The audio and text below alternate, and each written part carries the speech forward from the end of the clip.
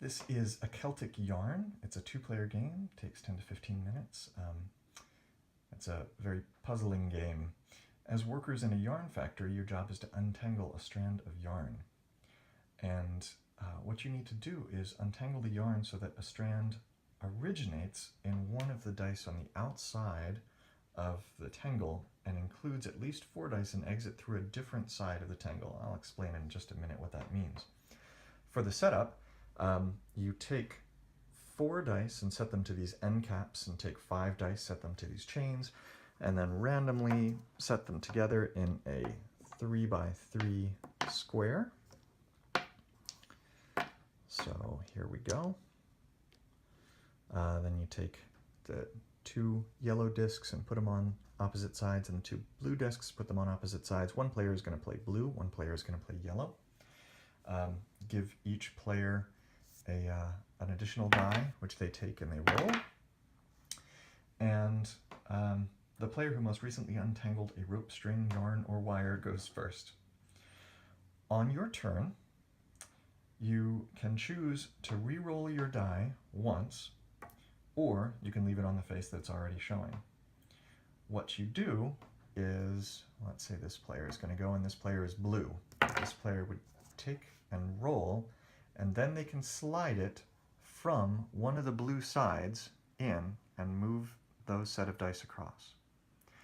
So they could do that, they could take it from here and slide these across, but they have to start from one of the blue sides, sliding across, just like that. Let's go ahead and do this. See how that works. Okay, and then they take this die and place it in front of them, keeping that same face upright.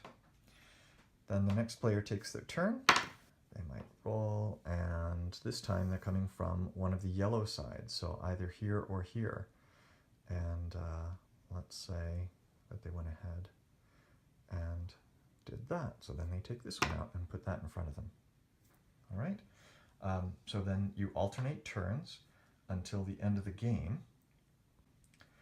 So the objective, as I said earlier, is that you need to get a strand of yarn that goes through at least 4 dice and is on top of the other strands when exiting the tangle on 2 different sides of this 3x3 area. So we have one of the players who has created this now. We have a path that starts on this side, and it's the path that's on top, not the path that's underneath.